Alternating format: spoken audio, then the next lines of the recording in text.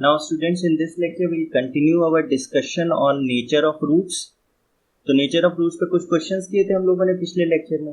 आज हम लोग उसको कंटिन्यू करेंगे, कुछ और अच्छे क्वेश्चंस करते हैं. ठीक है, तो पहला क्वेश्चन है, if -4 is a root of the equation this and the equation this has equal roots. -4 इस इक्वेशन का सोल्यूशन है, रूट मतलब सोल्यूशन है, और ये जो इक्वेशन है x² + px + q it has equal roots, इसके रूट्स इक्वल हैं. तो हमें p और q की वैल्यूज बतानी है. ठीक है, तो दो कंडीशंस दी हैं. पहली तो ये दी है कि -4 इसका रूट है, इस इक्वेशन का रूट है, मतलब ये वैल्यू इस इक्वेशन में रखने पे left side right side same होगी, मतलब ये वैल्यू इसको सेटिस्फाई करेगी. तो आप क्या लिखेंगे सोल्यूशन, स्टार्ट कैसे करें. Since -4 is root of x² + px - 4 = 0, therefore x is equal to -4 satisfies the equation. तो satisfy मतलब -4 रखने पे दोनों साइड इक्वल आ जाएगा. -4 - 4 = 0, तो यानी 16 - 4p - 4 = 0. therefore 4p को राइट साइड ले गए तो 4p = 12. p कितनी वैल्यू आ गई, p की वैल्यू तो 3 आ गई. जब भी आपको ये कहा जाए कि ये वैल्यू इस इक्वेशन का रूट है या सॉल्यूशन है, आपको कुछ नहीं करना, वो वैल्यू उस इक्वेशन में रख के जो भी इक्वल टू दिया है उसके बराबर कर देना है. मतलब वो वैल्यू क्या हो गई, इसका सॉल्यूशन हो गई, या सॉल्यूशन या रूट है, तो मतलब क्या करेगी, तो सेटिस्फाई करेगी, मतलब उसको रखने पे left side right side equal होगी. बस इतना सा मतलब होता है इसका. दूसरी कंडीशन ये है कि x² + px + q = 0 has equal roots, इसके रूट्स इक्वल हैं. तो कंडीशन क्या होती है for equal roots, for equal roots condition क्या होती है कि b² - 4ac शुड बी 0. किसमें, इन ax² + bx + c. अगर हमारी इक्वेशन ये है तो इसका b² - 4ac 0 होगा. तो कंपेयर कीजिए, आपकी इक्वेशन में a की वैल्यू क्या है, 1 है, b की वैल्यू देखिए p है, और c की वैल्यू q है. तो ये कंडीशन होल्ड करेगी. तो रख दीजिए वैल्यू p², b की जगह p है तो p² - 4 × a1 है और c q है. इसकी वैल्यू क्या आनी चाहिए, 0 आनी चाहिए. पर देखिए p की वैल्यू तो आप निकाल चुके हैं 3, ये वैल्यू सब्स्टिट्यूट कर दीजिए. 3 3 = 9 - 4q = 0. देयरफॉर 9 = 4q और q की वैल्यू क्या आई, 9/4. देखिए दोनों की वैल्यू हम लोगों ने सॉल्व कर दी, p भी बता दिया, q भी बता दिया. एक कंडीशन थी कि ये इसका रूट है, मतलब ये इसको सेटिस्फाई करेगा. दूसरे में कहा कि उसके रूट्स इक्वल है, इक्वल रूट्स की कंडीशन लगा दी, उससे जो कंडीशन है उसे दूसरा वेरिएबल आ गया. ठीक है, तो लेट्स मूव फॉरवर्ड. अब इस क्वेश्चन को देखिए. Question says prove that both the roots of this equation are real but they are equal only when a = b = c. मतलब क्या है, अब पहली बात तो देखिए आपको ये क्वाड्रेटिक ही नहीं दिख रही, क्योंकि x² वाली टर्म ही नहीं दिख रही. बट देखिए यहाँ पे 2 लीनियर फैक्टर्स मल्टीप्लाइड है, यहाँ 2 लीनियर फैक्टर्स मल्टीप्लाइड है, यहाँ 2 लीनियर फैक्टर्स मल्टीप्लाइड है, तो x² आ जाएगा. तो कह रहा है ये जो भी इक्वेशन बनेगी इसके रूट्स क्या होंगे, रियल होंगे, ये साबित कीजिए. अब मैंने आपको जब समझाया था तो मैंने कहा था जब भी वो खाली रियल दे तो इसका मतलब हम क्या समझेंगे कि b² - 4ac की वैल्यू क्या है, ग्रेटर देन 0 भी हो सकती है, इक्वल टू 0 भी हो सकती है. क्योंकि रियल रूट्स में 2 केसेस होते थे, या तो वो डिस्टिंक्ट रूट्स होंगी या वो इक्वल रूट्स होंगी. और फिर वो कह रहा है कि इसकी रूट्स इक्वल किस केस में होंगी, जब आपकी वैल्यू a = b = c होने लगेगी. ठीक है, चलिए स्टार्ट करते. तो सबसे पहले तो इसको क्वाड्रेटिक बनाने की कोशिश करते. तो मल्टीप्लाई कीजिए फर्स्ट ब्रैकेट के terms, x² - xb - ax + ab plus second bracket करिए x² - xc - bx + b × c. तीसरा है x² - ax - xc और प्लस का ac बराबर 0. तो चेक करिए x² + x² + x², 3x².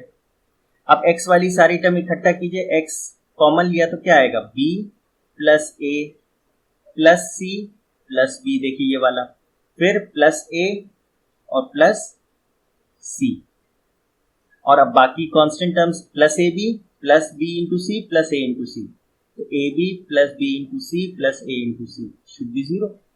अब ये क्या बना 3x² माइनस एक्स, देखिए 2 बार ए है, 2 बार बी है, 2 बार सी है, यानी twice a twice b twice c plus a b plus b into c plus a into c should be 0। तो आपकी देखिए क्वाड्रेटिक इक्वेशन तो बन गई, twice x a plus b plus c plus a b plus b c plus a c equals to 0। देखिए quadratic बन गई हमारी। अब उसने कहा कि ये जो क्वाड्रेटिक है इसके दोनों रूट्स रियल हैं। अगर इसके रूट्स रियल है तो फिर हम क्या साबित कर दें, हम ये दिखा दें कि बी स्क्वायर माइनस 4ac की वैल्यू हमेशा पॉजिटिव या ग्रेटर देन पॉजिटिव है या 0 के बराबर है, मतलब ग्रेटर देन इक्वल टू 0 है। ये किसकी कंडीशन है, फॉर रियल रूट्स। अगर रियल एंड डिस्टिंक्ट रूट्स बोलता तो हम इक्वालिटी का साइन नहीं लगाते। ठीक, जरा चेक करते हैं।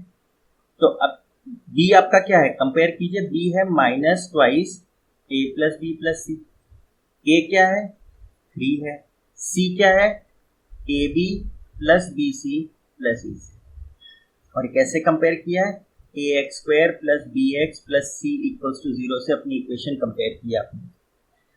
ठीक है, बी स्क्वायर की वैल्यू क्या होगी 4 टाइम्स माइनस 2 का स्क्वायर 4 हो गया, a plus b plus c का whole square minus 4 into a into c क्या है a b plus b c plus a c, ये वैल्यू आई है। ठीक है, अब चेक करिए 4 तो कॉमन है, देखिए ये चीज ग्रेटर देन इक्वल टू 0 आनी चाहिए। ये अभी हम ग्रेटर देन इक्वल टू 0 लगा नहीं रहे हैं, लगा देंगे तो इसका मतलब हम मान रहे हैं कि ये आ गई है। अभी हमें इसे सॉल्व करना और दिखाना है कि हमेशा पॉजिटिव या 0 आ सकती है। तो देखिए 4 कॉमन ले लिया तो क्या बचा, इसको एक्सपैंड कीजिए, a plus b plus c का whole square a square plus b square plus c square plus twice a into b twice b into c twice c into a, minus 4 तो चला गया तो 3 बचा, तो minus 3ab minus 3b into c minus 3a into c. अब 4 बाहर कीजिए, अब देखिए क्या आ रहा है a square plus b square plus c square प्लस 2ab में से माइनस 3ab गया तो माइनस ab, प्लस 2bc में से माइनस 3bc गया तो bc, और प्लस 2ac में से थ्राइस ac गया तो माइनस ac। अब इसको देख के आपको कोई फॉर्मूला याद आना चाहिए जो आपने 9th में पढ़ा था। अगर आपको ध्यान हो a cube plus b cube plus c cube minus 3abc के फॉर्मूले में ये आता था, a plus b plus c is into a square plus b square plus c square minus a b minus b c minus a. तो देखिए वही वाला पार्ट है। अब देखिए इसमें क्या करेंगे, अगर हमें किसी चीज को ग्रेटर देन 0 दिखाना हो तो हमेशा हम उसको क्या दिखा दें कि वो किसी चीज का स्क्वायर है, या यहां पे हम क्या लिख सकते हैं इवन पावर है। तो आप सोचिए इसकी वैल्यू चाहे पॉजिटिव हो और चाहे नेगेटिव हो, अगर ऊपर पावर इवन है 2 है 4 है 6 है तो हमेशा पॉजिटिव ही आएगी, क्योंकि जब आप स्क्वायर करोगे या इवन पावर करोगे तो वो क्या होगा, नेगेटिव भी होगी तो पॉजिटिव हो जाएगी, पॉजिटिव है तो कोई बात ही नहीं। तो जरा देखिए इसमें हम लोग क्या कर रहे हैं, हम क्या करेंगे इस पूरे एक्सप्रेशन को 2 से मल्टीप्लाई करेंगे और 2 से डिवाइड करेंगे। क्यों करेंगे अभी आप देखिएगा,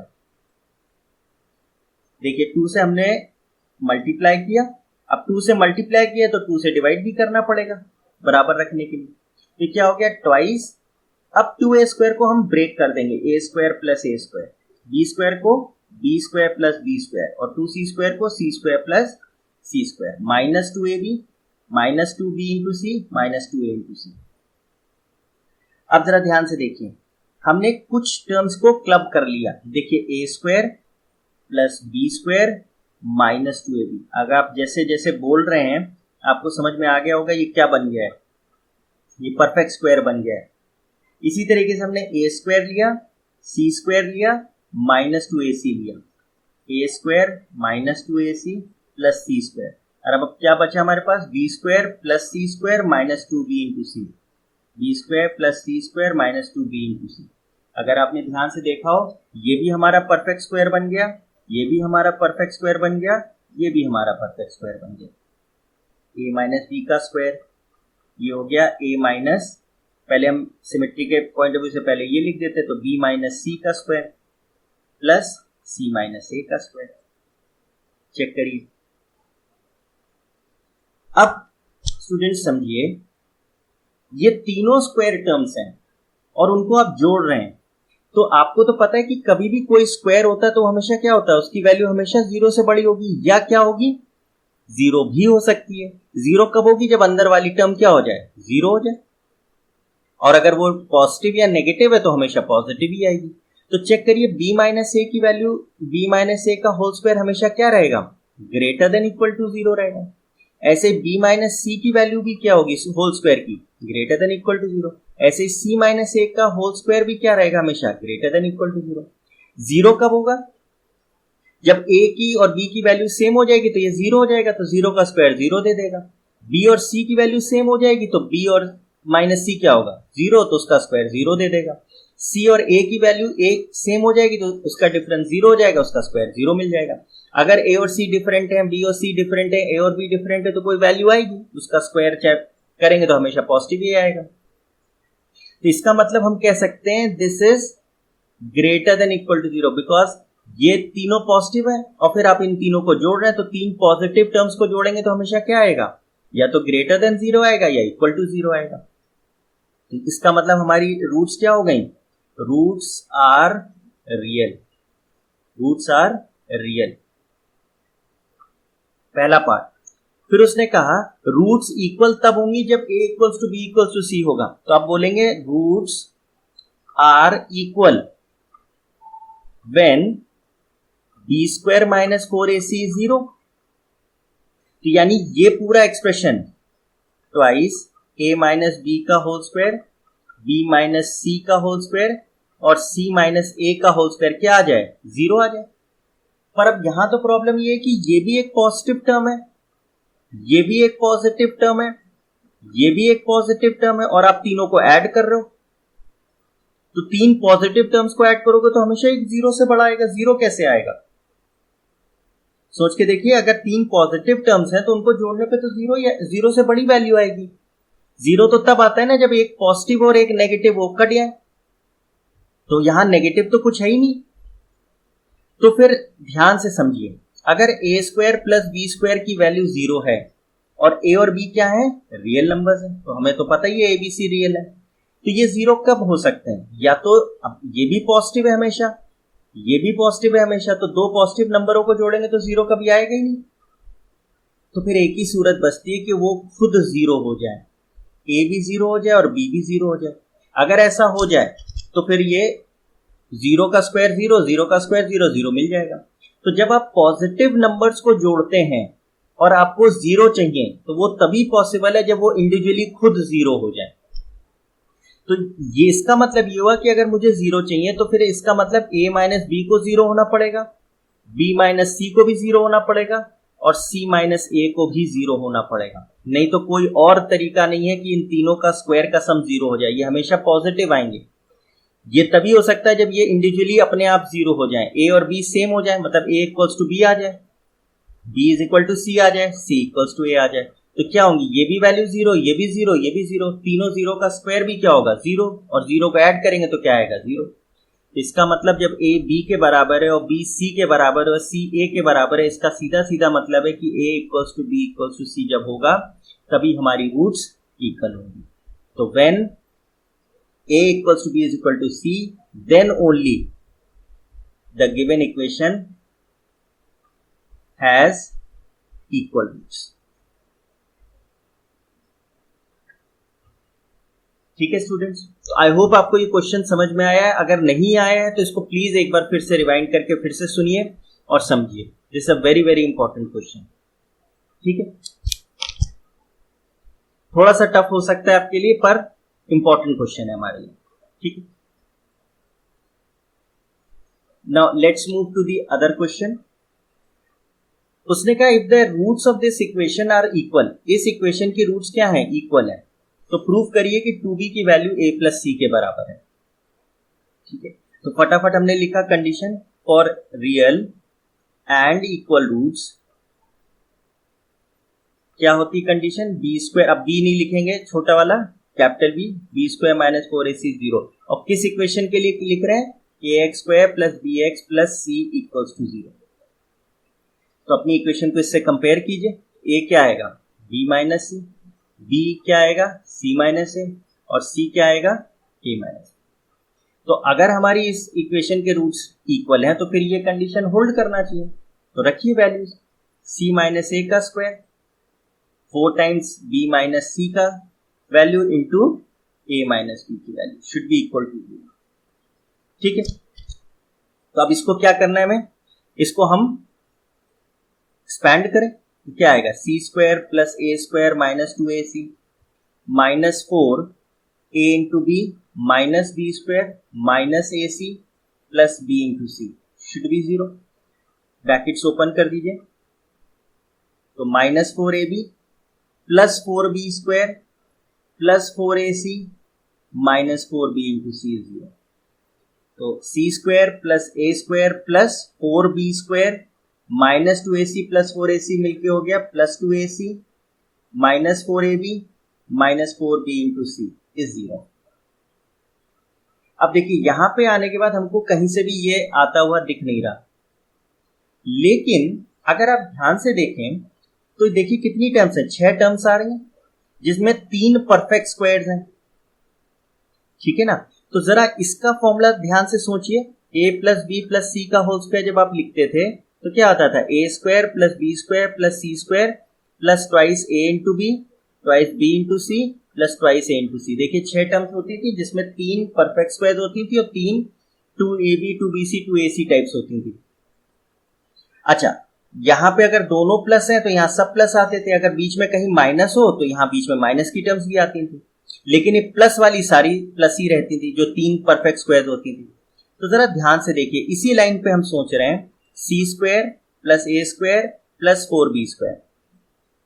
अब देखिए 2ac है, अब या तो दोनों a और c की वैल्यू नेगेटिव है या दोनों ही पॉजिटिव है। तो जरा देखिए, ध्यान से देखिए कि नेगेटिव वाली टर्म ये है और ये है, इन दोनों टर्म में कौन सा ऐसा वैल्यू है जो कॉमन आ रहा है। देखिए किसकी वैल्यू सेम आ रही है, देखिए b की, दोनों में b आ रहा है। इसका मतलब b वाली टर्म जो है वो नेगेटिव है। तो इसका मतलब ये जो 4b स्क्वायर लिखा है हमने, इसको हम क्या लिख सकते हैं माइनस 2b का स्क्वायर। 2b का स्क्वायर भी लिख सकते थे, लेकिन यहां से हमें क्या समझ में आया कि b का जो टर्म है वो नेगेटिव है, तो यानी माइनस 2b का स्क्वायर है। तो ये 2ac है, इसको हम क्या लिख सकते हैं प्लस 4 की जगह हम क्या लिखें 2ab के टर्म्स में 2 into a into minus 2b, और यहां क्या लिखें plus 2 into c into minus 2b equals to 0। अब चेक करिए, एग्जैक्ट फॉर्मूला आपका ये बन गया है, a square plus b square plus c square plus twice a b twice b into c twice a into c. तो इसको आप क्या लिख दोगे c plus a minus 2b का whole square is equal to 0। अब किसी भी स्क्वायर को अगर इक्वल टू 0 करेंगे तो स्क्वायर रूट लेने पे भी 0 ही आएगा। तो देखिए क्या आ रहा है c plus a equals to 2 and this is what we had to prove.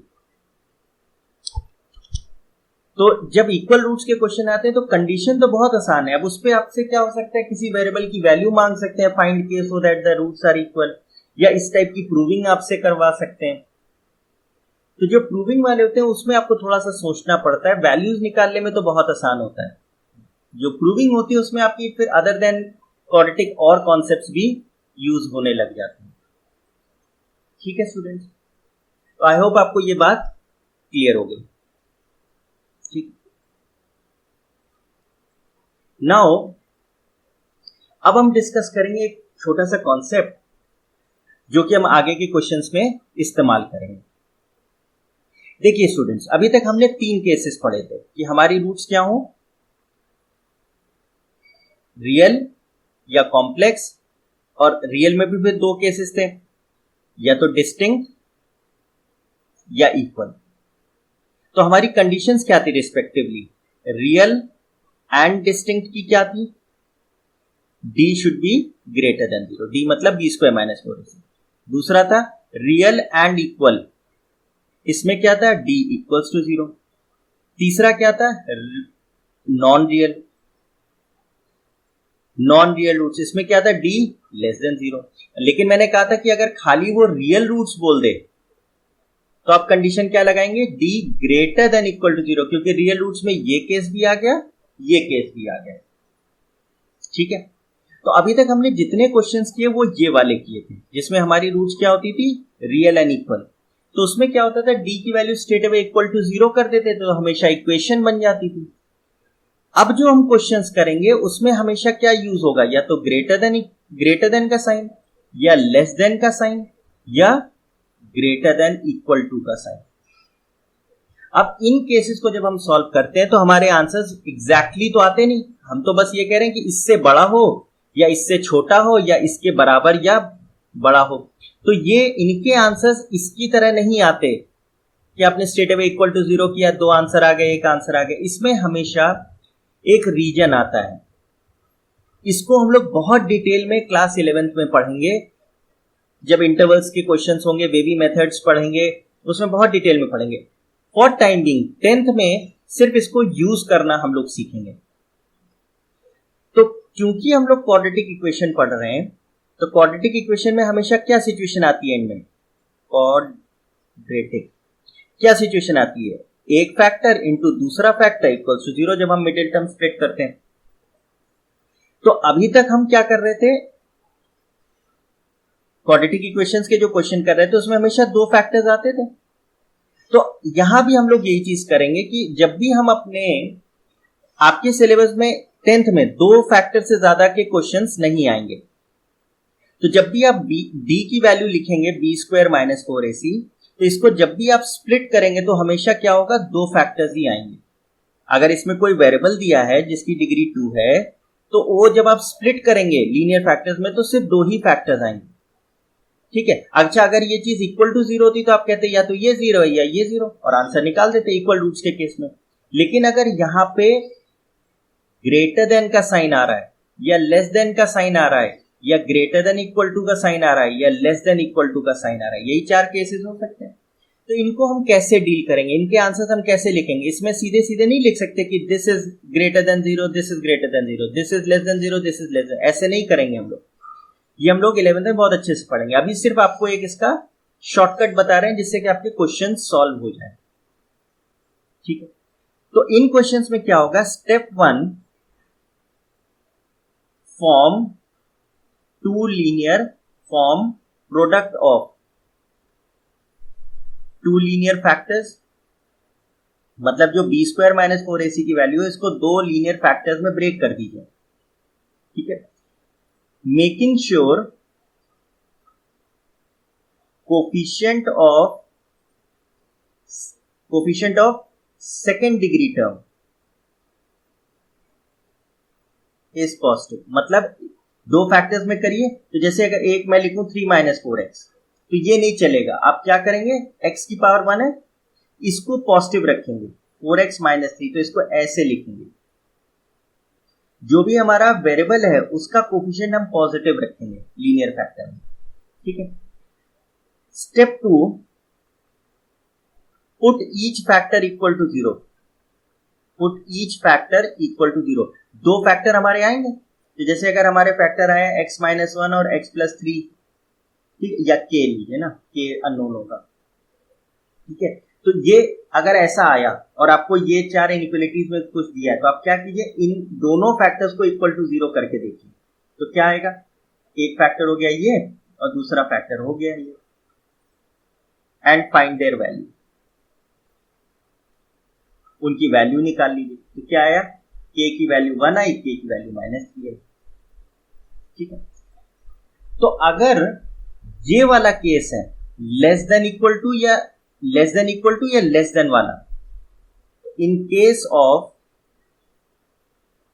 Less than और लेस देन इक्वल टू, आप क्या करिए, जिसकी भी वैल्यू आप निकाल रहे हो, k की निकाल रहे हो, k की value will always lie between the smaller value and the bigger value. Smaller value कौन है इसमें, -3, और बड़ी वैल्यू कौन है, 1। अब अगर इक्वलिटी लगी है, ये आपका हो गया इसका आंसर। अगर ये है तो क्या कीजिए, कोई फर्क नहीं, सिर्फ इक्वलिटी का साइन और लगा दीजिए। मतलब कहने का ये है कि जो k की वैल्यूज आई है उसमें देखिए कौन सी बड़ी वैल्यू कौन सी छोटी वैल्यू। तो k की वैल्यू क्या कर दीजिए, छोटी और बड़ी वैल्यू के बीच में प्लेस कर दीजिए। मतलब k की वैल्यू क्या होगी, छोटी वैल्यू से ज्यादा होगी और इस बड़ी वैल्यू से कम होगी। अगर इक्वलिटी का साइन लगा तो वो इक्वलिटी भी लगा दीजिए। इसका मतलब आप -3 भी आप इंक्लूड कर सकते हैं और 1 को भी इंक्लूड कर सकते हैं। और दूसरा केस क्या है, in case of greater than और ग्रेटर देन इक्वल टू, इस केस में क्या कीजिए, अगर यही इनइक्वलिटी जैसे ये होता k-1 k+3 लेस देन 0 होता या लेस देन इक्वल टू 0 होता, तो आपका सोल्यूशन ये आ गया होता। इसी तरीके से सपोज अगर k-1 इंटू k+3 होता ग्रेटर देन 0 या ग्रेटर देन इक्वल टू 0, तो फिर आप यही करते, k की दोनों वैल्यूज निकालते। तो इसमें क्या करते हैं, k की वैल्यू क्या कीजिए, ग्रेटर देन कर दीजिए बिगर वैल्यू, दोनों में जो बड़ी वैल्यू उससे बड़ी कर दीजिए, मतलब k ग्रेटर देन 1 हो गया, and smaller than the smaller value, छोटी वैल्यू से छोटी कर दीजिए। मतलब क्या हो गया, k इज लेस देन -3, क्योंकि 1 और -3 में कौन छोटा है, -3 छोटा है, तो k की वैल्यू -3 से छोटी रहेगी, और मतलब इंग्लिश वाला और ग्रेटर देन 1, या तो ये होगा या ये होगा। तो जब ग्रेटर देन इक्वल टू हो तो बस लगा दीजिए, वो साइन भी इंक्लूड कर लीजिए, इक्वलिटी का साइन भी इंक्लूड कर लीजिए। अगर ये वाला केस है तो ये होगा, अगर ये वाला केस है तो ये होगा। तो क्या बताया मैंने कि जो भी आपका b² - 4ac है उसको स्प्लिट करिए दो फैक्टर्स में, हर फैक्टर को इक्वल टू 0 करिए, k हो p हो उसकी वैल्यू निकालिए, देखिए कौन सी बड़ी है कौन सी छोटी है। फिर देखिए आपकी इनइक्वलिटी कौन सी है, अगर लेस देन वाली है या लेस देन इक्वल टू है तो आप छोटी और बड़ी के बीच में उस वेरिएबल को रख दीजिए, और अगर ग्रेटर है तो बड़ी वैल्यू से वेरिएबल को बड़ा कर दीजिए और छोटी वैल्यू से छोटा कर दीजिए। ठीक है, इसको अभी फॉर टाइमिंग ऐसे ही समझिए, इसको डिटेल में अभी हम नहीं जाएंगे। और अब इसको क्या करते हैं, जरा अप्लाई करके दिखाते हैं तो आपको और समझ में आएगा। जैसे उसने कहा find the values of k for which this equation has no real roots, तो आपने कहा for no real roots, condition क्या थी कि b² - 4ac has to be less than 0, less than 0 negative आए स्क्वायर रूट के अंदर की वैल्यू। तो a कितना है, देखिए 1 है, b कितना है 5k है, c कितना है 16 है।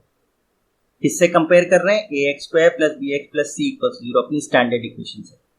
तो रखिए वैल्यूज क्या आएगी, b² की वैल्यू क्या होगी 25k² - 4 × 1 × 16 is less than 0, equal to 0 नहीं है। तो जरा चेक करिए 25k² - 64 इज लेस देन 0। अब देखिए किसकी वैल्यू हमें निकालनी, k की निकालनी है ना। तो हम लोग का रूल क्या था कि दो लीनियर फैक्टर्स में इसको तोड़ो, तो क्या इसे दो लीनियर फैक्टर्स में तोड़ सकते हैं। देखिए ये 5k का स्क्वायर है, ये 8 का स्क्वायर है, तो देखिए दिख गया होगा a² - b² आपको। तो क्या लिखिए a - b और a + b। देखिए दो लीनियर फैक्टर्स हो गए, k² की टर्म थी, यहाँ k की पावर क्या है 1 और 1, तो दो लीनियर फैक्टर्स आ गए। अब क्या कीजिए, हर फैक्टर को इक्वल टू 0 कीजिए, तो 5k - 8 इक्वल्स टू 0 करिए तो k क्या आया 8/5। इसी तरह 5k + 8 को 0 कीजिए तो k क्या आया -8/5। चेक करिए कौन बड़ा है, ये बड़ा है ये छोटा है।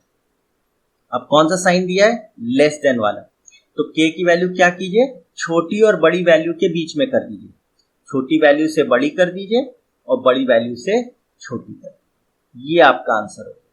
मतलब इसका क्या मतलब समझे कि k की वैल्यू अगर -8/5 और 8/5 के बीच में कोई भी वैल्यू रखेंगे, k तो रियल नंबर है ना, तो इनके बीच में कोई भी वैल्यू अगर आपने रखी तो ये इक्वेशन के रूट्स रियल नहीं आएंगे।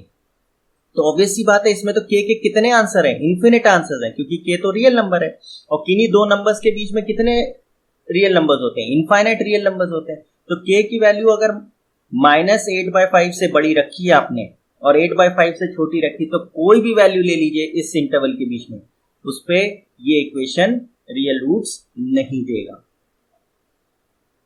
ठीक है, ठीक है, तो ये प्रोसेस आई गेस आपको समझ में आया। ठीक है, नेक्स्ट क्वेश्चन देखिए। अब यहां 3 पार्ट्स में हमने करा है। Find the value of k for which the quadratic equation this has real roots.